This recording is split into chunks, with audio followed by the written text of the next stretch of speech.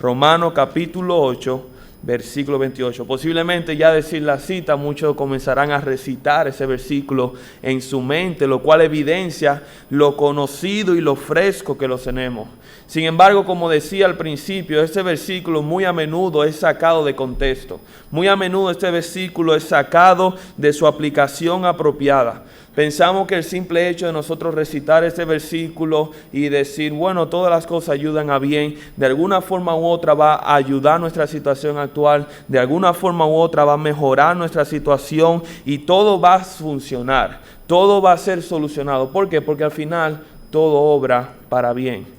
Y es casi como un rezo evangélico, se convierte este versículo, donde la persona lo recita y en su mente se lo dice, pero desconoce el significado de este versículo, desconoce precisamente la intención y el espíritu que tiene ese versículo. Y es por esa razón que en esta noche vamos a tomar este versículo y vamos a desglosarlo, a ver cuál es la enseñanza y cuál es el verdadero significado de Romanos 8:28. Vamos a ver, número uno, cuáles son las malas interpretaciones de ese pasaje, poder señalarla y a la vez descubrir la verdadera aplicación de ese versículo. Así que sin más preámbulos, si pueden acompañarme por favor a Romanos capítulo 8, versículo 28, vamos a leerlo. Dice así la palabra de Dios: y sabemos que a los que aman a Dios, todas las cosas le ayudan a bien. Esto es, a lo que conforme a su propósito son llamados. Amén. Esta noche vamos a ver dos conceptos erróneos sobre Romanos 8:28. Y precisamente es el título del mensaje de esta noche: conceptos erróneos. El primer concepto que nosotros vemos, y es posiblemente el concepto al que vamos a dedicar mayor parte del tiempo, se encuentra en la primera parte del versículo, donde dice, y sabemos que a los que aman a Dios. Y cuando nosotros vemos esa frase, nosotros tenemos que de una vez comenzar a analizar el versículo y comenzar a entender qué es lo que está haciendo el apóstol Pablo mediante la inspiración de este versículo. Pablo comienza a señalar aquí un grupo de personas a la cual este versículo es aplicable. La intención del Espíritu Santo cuando inspiró al apóstol Pablo para escribir, la intención del apóstol Pablo cuando le quería enseñar eso a los romanos, no fue aplicar una verdad universal para todo ser humano sobre la faz de la tierra. No es que todo ser viviente que ha caminado puede tomar este versículo y apoderárselo para sí mismo. De hecho, el mismo versículo hace una exclusión, hace un parámetro donde solamente un grupo en específico es que aplica o que puede ser beneficiado de este versículo. No todas las personas reciben el beneficio de este versículo, que todo obre o que ayude para bien. Y Pablo nos enseña que solo las personas que aman a Dios, y aquí es donde está la salvedad, solamente a las personas que aman a Dios es que todo ayuda para bien. Sin embargo, aquí nosotros encontramos con otra gran confusión. ¿Quiénes son los que aman a Dios? ¿Quiénes son los que aman a Dios? ¿En quiénes está pensando el apóstol Pablo cuando él dice, los que aman a Dios, todas las cosas le ayudan a bien? A simple vista nosotros pudiéramos pensar que los que aman a Dios son cualquier persona que profesa un amor a Dios, cualquier persona que dice con sus labios, sí, yo amo a Dios, sí, yo amo a Cristo, sí, yo creo en la Biblia y todo eso. Y pensamos que simplemente con el hecho de profesarlo es cierto. Y algo que uno ha aprendido en la vida cristiana, y especialmente cuando uno comparte el evangelio con muchas personas, y siendo nuestra cultura una cultura muy religiosa, nunca asumas lo que una persona te dice. El hecho de que una persona te diga, sí, yo amo a Dios, o una persona te diga, sí, yo soy cristiano, no precisamente significa lo que su palabra quiere decir. Y eso se aplica también en este versículo. No todo el que dice, yo amo a Dios, precisamente ama a Dios. De hecho, vamos a comenzar con eso. ¿Quiénes son las personas que no aman a Dios? ¿Quiénes son las personas que, aunque profesan amar a Dios, están excluidos de ese versículo? Aquellos que tienen sentimientos y afectos a Dios. Número uno, las personas que no aman a Dios son aquellas que solamente tienen afectos o sentimientos hacia Dios. Y le voy a explicar un poco en qué consiste. La palabra griega que todos nosotros conocemos para amar es la palabra ágape, la cual encontramos en este versículo. Y la palabra ágape quiere decir un profundo amor, un profundo y sacrificial amor. No es algo emotivo, no se basa en sentimientos, no se basa en emociones superficiales, ni en una sensación como de maripositas en el aire, o sea, nada de eso. O sea, se basa de un amor comprometido, un amor sacrificial, un amor que tiene profundidad y convicciones en lo que hace. Precisamente no es el tipo de amor que dice o que hace, que solamente piensa en Dios al despertarse, sin embargo, ignora a Dios durante todo el resto del día. No es la clase de amor que respeta cuando se habla a Dios, pero en la vida de esa persona no hay un respeto por Dios.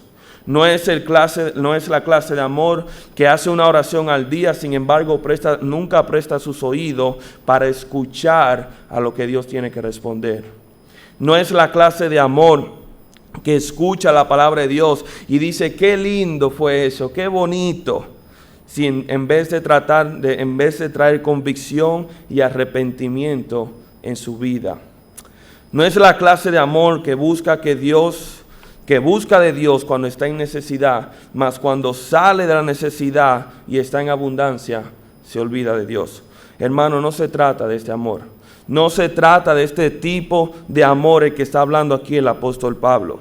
Pero sí nos dice quiénes son aquellas personas que sí aman a Dios. No son las personas que simplemente profesan un tipo de afección, un tipo de carisma, un tipo de aceptación a Dios, por así decirlo, de afiliación a Dios, no. Sino que este amor es un amor que va más profundo, es un amor que va más íntimo con la relación de Dios. Los que aman a Dios son las personas que sin condición se entregan por completo a Dios. Son las personas que aman sin condición. Y el mejor versículo que nos puede describir precisamente esto se encuentra en los evangelios, en Mateo capítulo 22, en los versículos 37 y 38.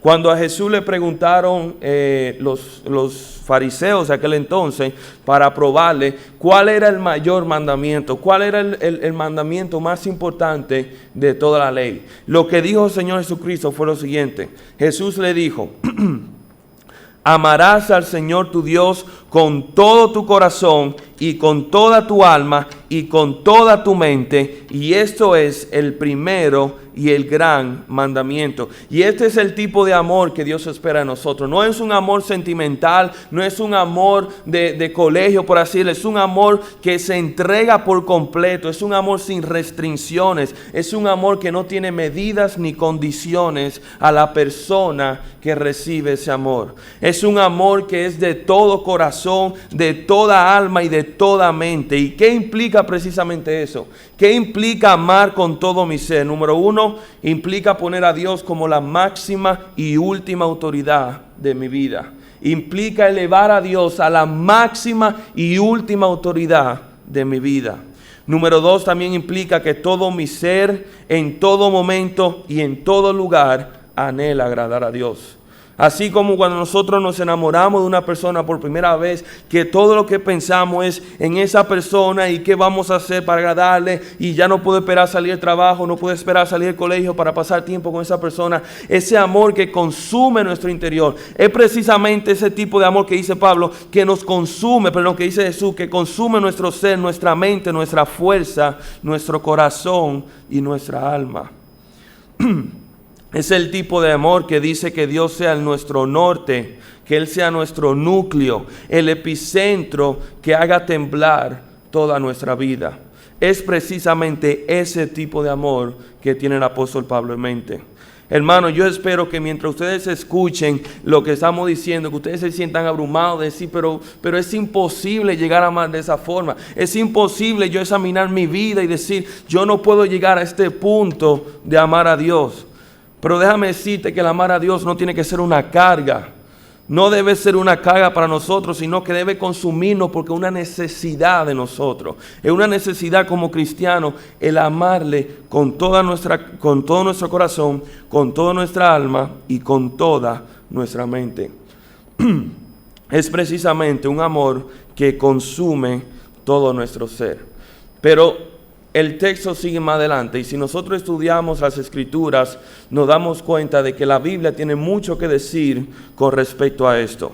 No solamente aman a Dios aquellas personas que lo aman de todo corazón, sino también que aman a Dios aquellas personas que guardan sus mandamientos. Las personas que guardan sus mandamientos. Juan capítulo 14, versículo 15 y 21 dice lo siguiente: si me amáis, guardáis mi mandamiento. Ese es el versículo 15. Y el versículo 21, muy parecido, dice: el que tiene mis mandamientos y los guarda, ese es el que me ama.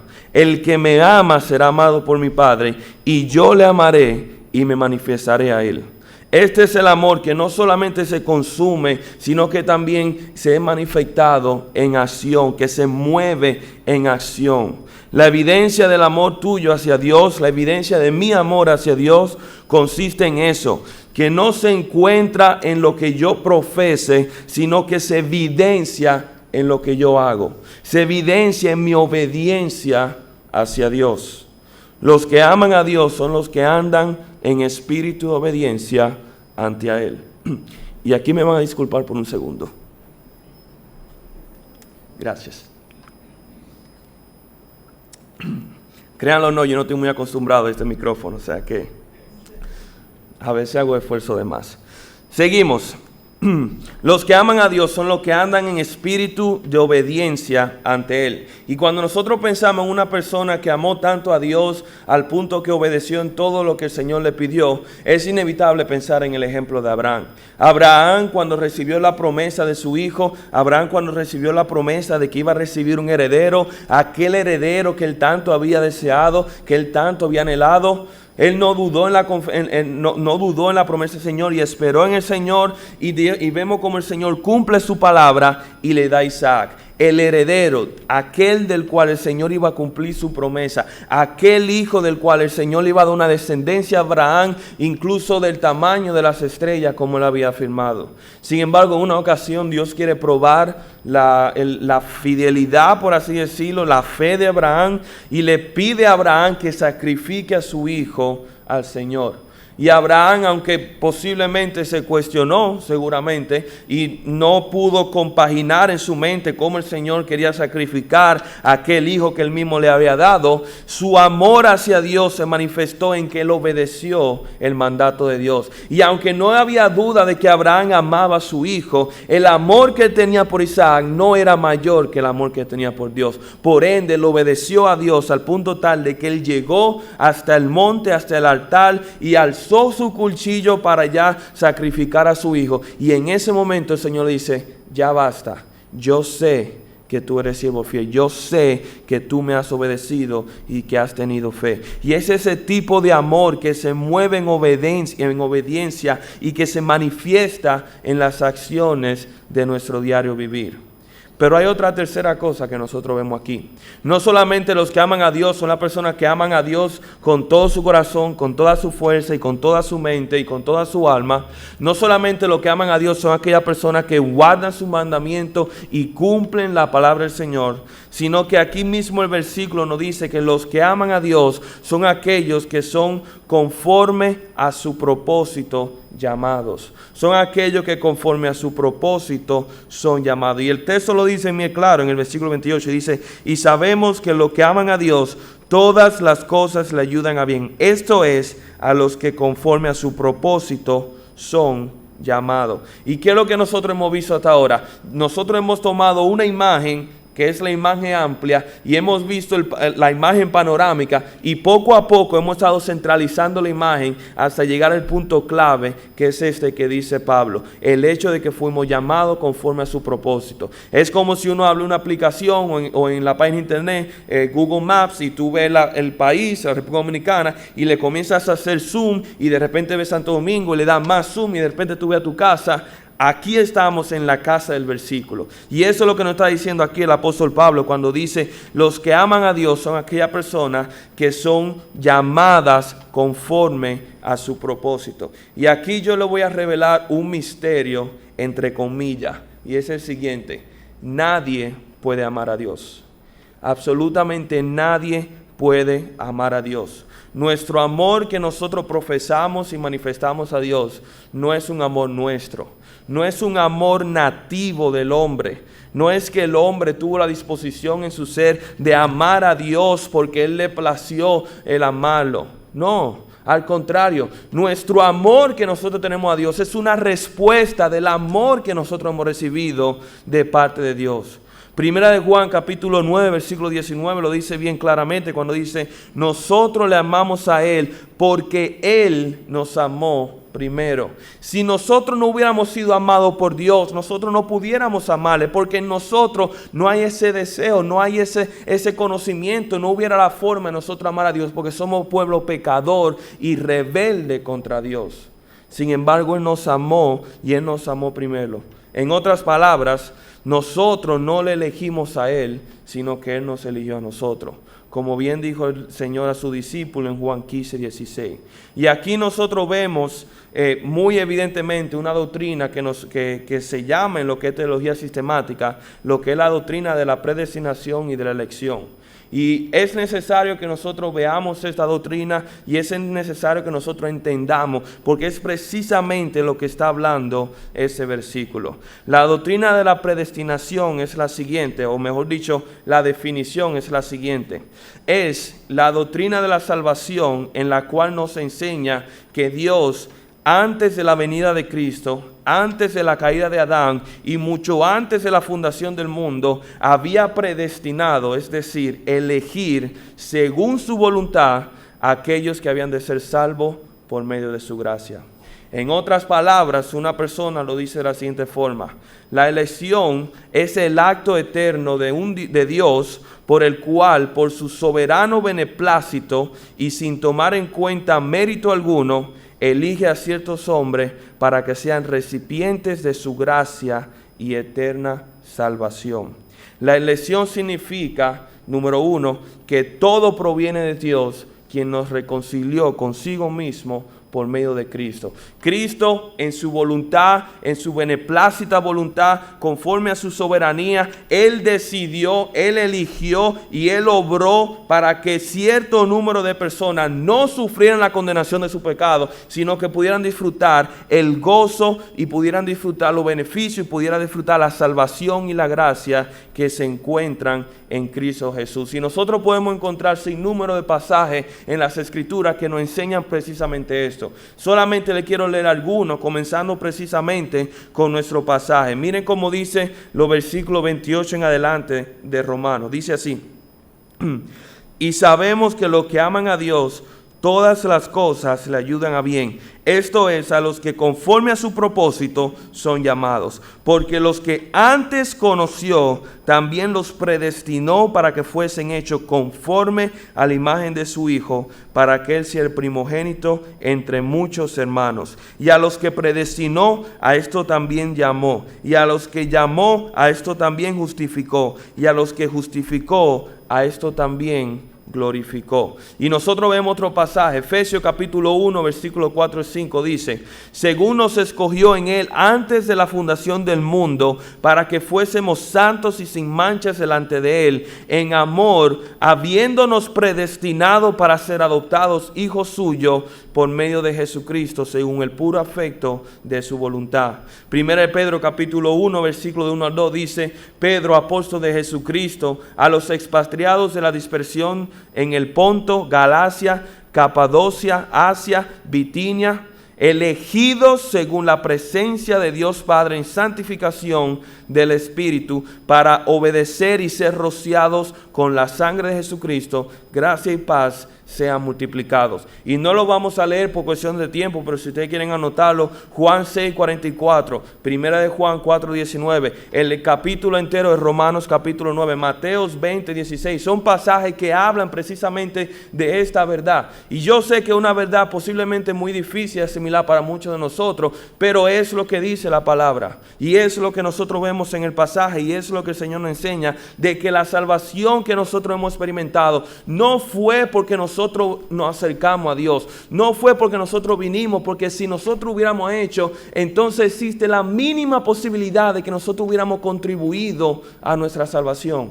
No, nuestra salvación en completo y en su totalidad es una obra de Dios y del Espíritu Santo y de Cristo. Nada que nosotros pudiéramos haber hecho, ni siquiera haber elegido a Cristo para ser salvo.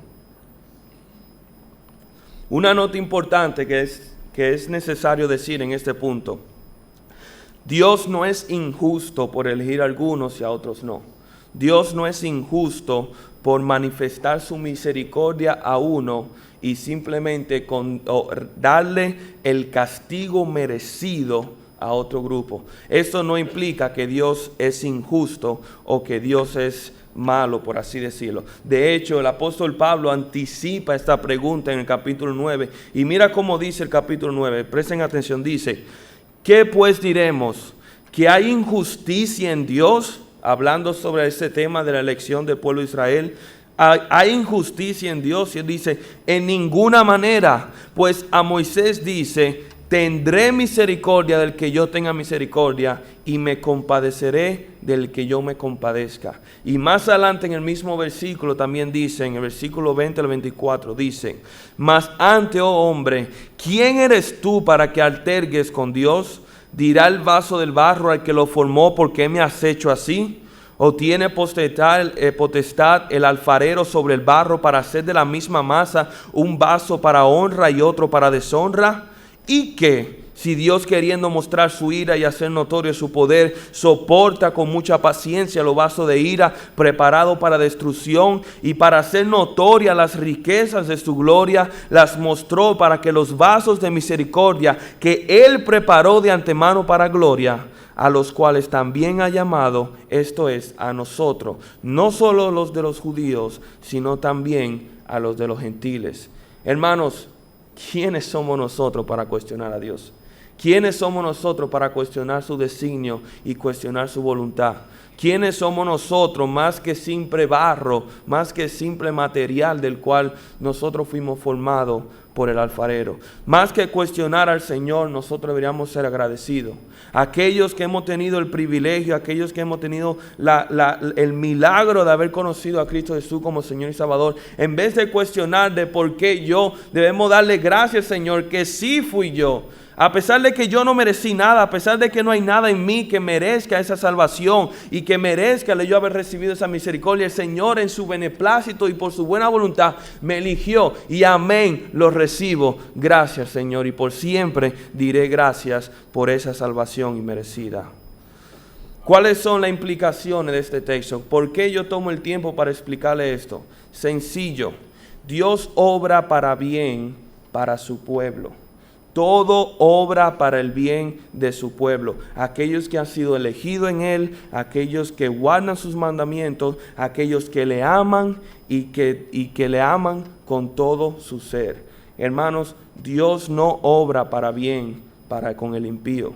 Dios no obra para bien contra su enemigo, que dice la Biblia que aquellos que no son con Él son contra Él. En la vida del impío todo obra para uno de dos propósitos: para su arrepentimiento y salvación. Y si no se arrepiente y si no es salvo, pues entonces todo obra para su condenación y muerte eterna. Ese es el propósito de todo lo que obra en la vida del que no cree en Cristo. Si tú estás aquí en esa noche, hermano, y tú no conoces a Cristo como Jesús y Salvador, como tu Señor y Salvador, si tú no le has entregado tu vida a Jesucristo, déjame decirte que todo lo que sucede en tu vida sucede con un solo propósito, y es que tú reconozcas tu pecado y que tú clames a Cristo como único y suficiente Salvador.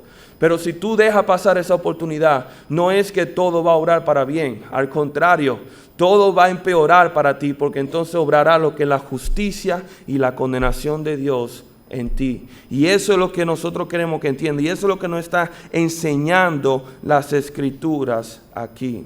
Salmo 34, capítulo 16 dice: la ira de Jehová contra los que hacen el mal, para cortar de la tierra la memoria de ellos. La ira de Dios está contra los que hacen el mal, contra los que pecan, para cortar de la tierra por completo su memoria.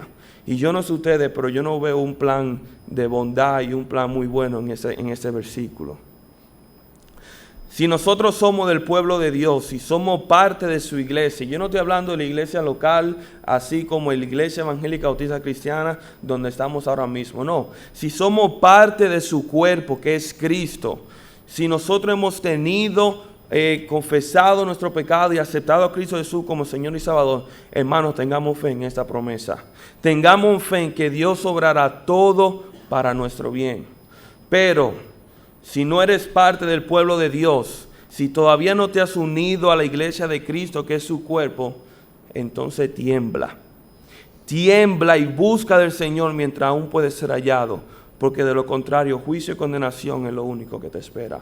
Y hermano, amigo, invitado, te lo decimos con el más sincero amor y con la más sincera preocupación, pero es precisamente lo que nos enseñan las Escrituras a través de la Biblia.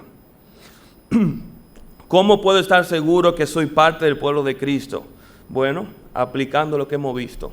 Para estar seguro que somos el pueblo de Cristo, lo que tenemos que hacer es preguntar: ¿ha habido un momento donde me he arrepentido de mis pecados? ¿Ha habido un momento en el cual yo he confesado a Cristo Jesús como mi único y suficiente Salvador? Y si yo lo hice, ¿acaso estoy viviendo, o mejor dicho, acaso ese arrepentimiento es evidenciado por el hecho de que yo guardo los mandamientos del Señor? Y si yo guardo sus mandamientos, quiere decir que yo le estoy amando incondicionalmente. Y si cada una de esas preguntas nosotros las respondemos positivamente, pues entonces, según lo que dice la palabra, somos parte del pueblo de Dios. Sin embargo, si alguna de estas palabras alguna de esas preguntas no fueron contestadas positivamente, hermano, yo te quiero animar que antes de irte de aquí, aproveche y trate de venir en cuenta con el Señor con respecto a esto. Este es el primer concepto erróneo sobre Romanos 8:28, el hecho de los que aman a Dios. Y el segundo concepto erróneo es el siguiente, y es que todo obra para bien.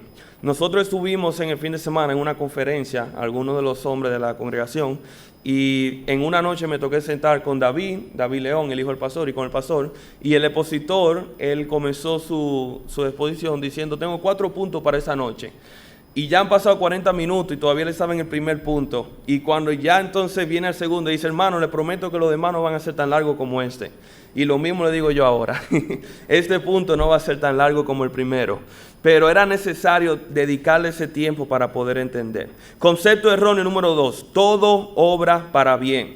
Y aquí tenemos que comenzar con la definición de la palabra todo. ¿A qué se refiere el apóstol Pablo y el Espíritu Santo cuando dice todo? Número 1, nosotros tenemos que entender que este mundo en el cual nosotros habitamos está bajo condenación, está bajo maldición, y esa maldición es la maldición del pecado. De hecho, 1 de Juan capítulo 2, versículos 15 y 16 nos enseña que todo el mundo, todo lo que este mundo tiene que ofrecer es precisamente eso: pecado. Cuando nos habla acerca de los deseos de la carne, nos habla acerca de los deseos de los ojos, nos habla de la vanagloria de la vida, y dice: y todo esto proviene del mundo y no del Padre, y quien ama estas cosas, el amor del Padre no se encuentra en él. Y es precisamente por esta razón, el pecado del hombre, que es responsable de toda la maldad aquí en la tierra. Los asesinatos que van en aumento, el hecho de que nosotros vemos en la noticia, cuando prendemos el televisor o cuando vamos al internet, enfermedades y epidemias mundiales, corrupción a nivel nacional y a nivel internacional, injusticia hacia los débiles, prevalencia de los impíos, dolor, llanto, sufrimiento, violaciones, atracos, mentiras, engaños, y la lista sigue y sigue y sigue, podemos mencionar. Y uno dice: ¿y cómo es posible que en medio de tanta maldad, en medio de tanta pecado, el Señor puede sacar algo bueno de esto? ¿Cómo es posible que a pesar de todo esto, el Señor puede decir que todo obra para bien? Y hermano, déjeme decirle que es imposible para nosotros, aún siendo cristianos, no ser afectados por esta maldad. Si usted está en la tierra y usted pretende pasar por su vida sin tener que sufrir dolor o sufrimiento, es lo mismo como usted meterse a la playa y pensar que no se va a ensuciar de arena. O sea, es algo completamente imposible. La vida aquí en la tierra implica dolor y sufrimiento. Sin embargo, Dios nos promete en su palabra que todo, de una forma u otra, obrará para nuestro bien. de una forma u otra, todas estas cosas obrarán para nosotros. Y nuevamente tenemos que definir a qué se refiere cuando dice todo. Número uno, no hay nada que escape del alcance del Señor. A pesar que las cosas en sí sean buenas, Dios orquesta todo para que al final nosotros seamos beneficiados por todas ellas. Imagínense que todo lo que acabo de mencionar hace un minuto, el Señor utiliza eso para sacar algo bueno de ahí, para sacar algo bueno para su pueblo. Y esto solamente lo puede hacer Dios. Solamente lo puede hacer Dios porque Él es el único que tiene el poder, la autoridad y la soberanía para hacer esto. El mejor ejemplo de eso que nosotros vemos en las Escrituras es precisamente José. José, ustedes recordarán que es uno de los hijos de los hijos de Jacob, si no me equivoco, el cual eran 13 hijos en total, pero son 12 tribus, pero eran 13 hijos. Y aquí nosotros vemos cómo José fue vendido a raíz del celo de sus hermanos, fue vendido a una caravana de esclavos, llevado como pura mercancía a Egipto. Allá en Egipto fue vendido como esclavo nuevamente, y a pesar de que él trabajó duro y que él fue un hombre íntegro en su labor, él fue juzgado justamente, culpado de un crimen que él nunca cometió. Al contrario, él trató de una forma u otra zafarse. Sin embargo, él fue culpable por lo que él trató de huir. Pero ahí en la cárcel duró muchos años, y a pesar de que él siguió siendo fiel, nosotros vemos que él fue olvidado en la cárcel. Y muchos años después, entonces, alguien se acordó de José mediante un sueño, lo hicieron sacar. José pudo interpretar el sueño al faraón, y a raíz de esto el Señor lo puso como segundo en mando de todo Egipto. ¿Por qué yo le digo todo esto?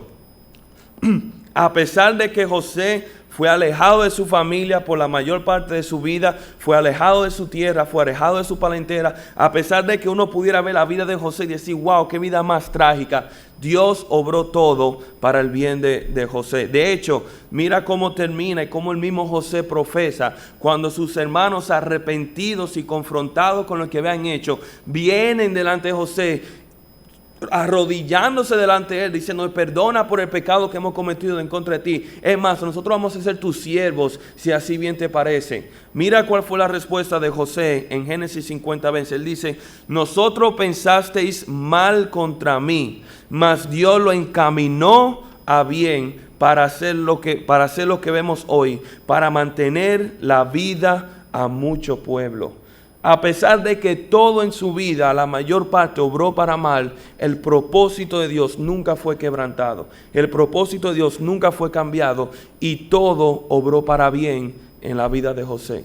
Y hermanos, esa es la misma promesa que nosotros tenemos aquí. Sin embargo, hay una excepción. Hay una excepción a esa regla, y la siguiente: el pecado no confesado nunca va a obrar para nuestro bien. El pecado no confesado nunca obra para nuestro bien. Y le voy a explicar en unos cuantos minutos lo que significa esto. Todo obra para bien, pero no siempre para nuestro bien. Y cuando nosotros hablamos de pecado confesado, nosotros hablamos a un hábito pecaminoso, a un pecado que nosotros hayamos cometido, el cual nos rehusamos venir delante del Señor, nos rehusamos venir a cuenta con el Señor, no lo confesamos, y de una forma u otra nosotros nos decimos engañándonos, bueno, el Señor conoce mi debilidad y Él conoce que este es mi pecado. De una forma u otra esto obrará para bien en mi vida. No, hermano. Un pecado que no ha sido confesado, un pecado que no ha sido tratado y traído delante del Señor, en ninguna forma obrará para bien.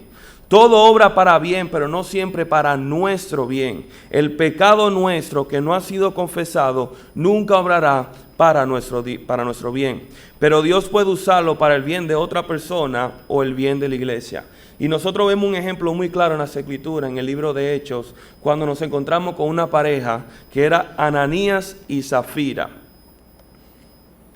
Todos conocemos el pecado de Anania y Zafira, que ellos vendieron su propiedad, dijeron que la vendieron por X cantidad de dinero, y cuando entonces llegaron al templo dijeron, no, en verdad la vendimos por X cantidad. ¿Para qué? Para ellos quedarse con parte del dinero y aún así aparentar a los demás hermanos, wow, qué hermano, mira, ellos lo vendieron todo y todo lo que ellos ganaron lo trajeron delante de los apóstoles. Y cuando ellos hicieron eso, dice la Biblia que el Señor a ambos los juzgó y murieron precisamente en ese momento. Y yo le puedo decir, hermano, que ese pecado no obró para bien ni de Ananías ni de Zafira, porque ambos fueron fulminados en el momento. Sin embargo, a raíz de ese pecado, dice la Escritura que vino gran temor ante la iglesia y vino gran temor del Señor. ¿Y qué nos enseña esto? El Señor puede usar el pecado tuyo, el pecado de otra persona, y usarlo para el bien común, para básicamente engrandecer su nombre y su justicia. Pero a manera personal en tu vida, si hay un pecado que no ha sido confesado, si hay un pecado que no ha sido lidiado con el Señor, no espere que vaya a obrar para tu bien. No espere de que de una forma u otra el Señor utilice esto para el bienestar tuyo. Al contrario, el pecado siempre causa muerte. El pecado siempre causa separación. Y el pecado, incluso en la vida de un cristiano, puede causar separación del Señor y traer sobre sí disciplina y juicio del Señor. En otras palabras, Dios no utiliza el pecado para llevar a cabo su propósito. El pecado nunca es una herramienta de Dios para llevar a cabo su propósito. Una vez que nosotros hemos confesado nuestro pecado delante del Señor, una vez que nosotros nos hemos arrepentido y hemos cambiado de dirección, entonces Dios puede hacer algo grande con nuestro error. Entonces Dios puede hacer algo grande con nuestro pecado. Una vez que nosotros hemos confesado y pedido perdón por ello. Nuevamente, un ejemplo grande que vemos en la Escritura, el mismo rey David. Cuando cometió ese pecado con Betsabé, que pecó, cayó en adulterio, cayó en asesinato y pagó la culpa a él y la vida de su hijo. Sin embargo, él no se detuvo y ignoró su pecado, sino que vino delante del Señor, se postró en humillación, proclamó su pecado, como decimos nosotros en buen dominicano, pidió cacao, y el Señor le perdonó y le restauró. Y a raíz de eso el Señor lo bendijo, dándole otra criatura, el cual fue Salomón, su sucesor en el reino. Y vemos cómo el Señor obró eso para el bienestar de David, solamente cuando David se humilló delante de la presencia del Señor, confesando su pecado y arrepintiéndose de él. Hermanos, no pensemos ni por un minuto que si tenemos un hábito pecaminoso, que no hemos confesado, que no hemos venido a esa cuenta con nuestro Dios, de que Dios de una forma u otra usará eso para el bien nuestro. Simplemente no es cierto. El remedio puede que sea bueno, dígase la disciplina de Dios, pero de nada sirve el remedio si la enfermedad no es curada. De nada sirve la disciplina de Dios si nosotros permanecemos en pecado. Solamente para mal y para juicio de nosotros. Y ya para terminar, ahí en ese mismo ámbito de lo que es el concepto erróneo, nosotros llegamos a la parte final del versículo cuando dicen que todas las cosas ayudan para bien. Todas las cosas obran para bien. Y aquí entonces tenemos que definir lo que es la palabra bien. Y es posiblemente donde la mayoría de nosotros caemos en este error, en nuestra vida cristiana, es la definición de la palabra bien. Número 1, ¿qué no es lo que significa bien en este versículo? No quiere decir que todo obrará para que todo salga bien en tu vida. No quiere decir que todo obrará para que se haga justicia a fin de cuentas. No quiere decir que todo obrará para que obtengamos lo que queremos o lo que deseamos en esta vida. No quiere decir que nuestra situación económica, social o nuestra condición de salud va a mejorar de buenas a primeras simplemente porque hemos sido fieles al Señor. Para nada. No quiere decir que nuestra vida aquí en la tierra, en ámbitos generales, va a mejorar. Hermano, ustedes pueden ser fieles al Señor toda su vida y aún así estar en la misma situación o empeorar con el pasar de los años.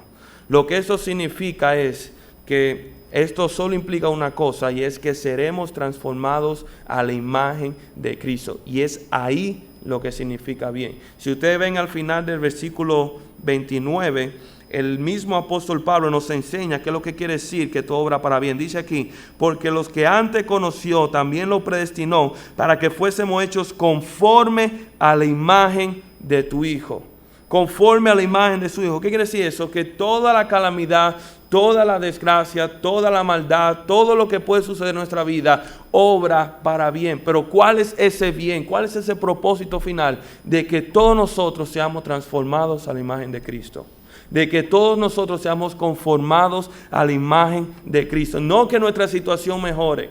No que nuestra condición en la que nos encontremos cambie y de repente todo comience a prosperar. No, simple y llanamente que nosotros vamos a ser transformados a la imagen de Cristo. Y hermano, déjame decirte algo. No hay nada mejor que no puede pasar que eso. No hay nada mejor que le puede pasar a un cristiano que precisamente esto, ser conformado a la imagen de Cristo. Todo lo demás en esta vida es pasajero. Todo lo demás, como dice la Biblia, temporal, polvo eres, al polvo volverás. Sin embargo, lo único eterno es aquí, Cristo Jesús.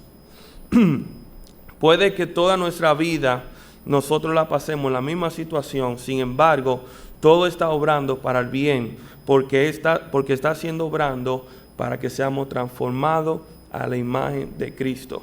Un ejemplo de eso nuevamente en la Sagrada Escritura es el apóstol Pablo. El apóstol Pablo, cuando vino a los pies de Cristo, en vez de su vida mejorar, ahí fue que vino las persecuciones, ahí fue que vino las malas noches, pobreza, enfermedades, juicio, persecución. Y cuando Pablo comienza a enlistar todo lo que él ha sucedido por culpa, o mejor dicho, a raíz de su profesión de fe y a raíz de que él llevaba el mensaje de Cristo, uno dice eso, pero ¿en qué imposible? O sea, en cualquier ámbito natural o ámbito terrenal, uno viera eso como un fracaso, uno viera eso como que el peor error que cometió en su vida. Sin embargo, a raíz de todos y cada uno de esos vituperios, el apóstol Pablo seguía siendo transformado a la imagen de Cristo. De manera que él decía en Filipenses, yo lo dejo todo por tal de ganar a Cristo y seguir a la meta, al supremo llamamiento de Cristo Jesús. Y hermano, ya para finalizar, esa es la enseñanza que nosotros vemos en el pasaje. Número 1, ¿quiénes son los que aman al Señor? Aquellos que confían, que aman de todo corazón, que cumplen sus mandatos y que han sido llamados conforme a su propósito. ¿Para qué toda obra para bien? Para el único propósito de que todos nosotros seamos transformados a la imagen de Cristo. No para nuestro bienestar terrenal, sino para nuestro bienestar espiritual. Amén. Que el Señor le bendiga. Vamos a orar y así vamos a finalizar.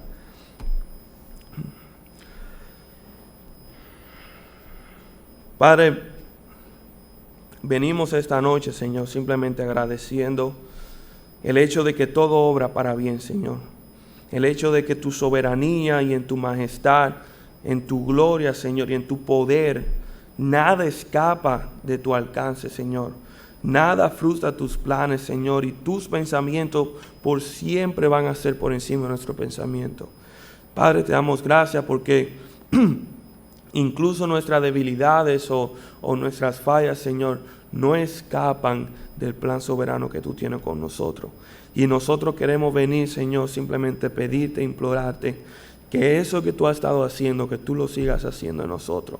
Síguenos transformando conforme a tu imagen. Síguenos renovando, Señor. Síguenos conformando a la imagen de tu Hijo. Y permítenos, Señor, poder ser hallados siervos fieles delante de ti. Padre, ayúdanos a poder aplicar esto en nuestras vidas. Permítenos, Señor, poder también llevar este mensaje a otros, Señor, y poder decirle, Señor, de lo que tú has hecho en su vida por ellos, Señor, lo que tú has hecho en la cruz del Calvario por cada uno de ellos. Padre, te doy gracias por mi iglesia, Señor, y por este culto, pidiéndote también, Señor, que tú bendiga ahora el tiempo de la Santa Cena, Señor, y que tú bendiga a cada uno de los que participen de ella. Gracias, Señor, y pedimos eso en el nombre de tu Jesús. Amén y amén. Que el Señor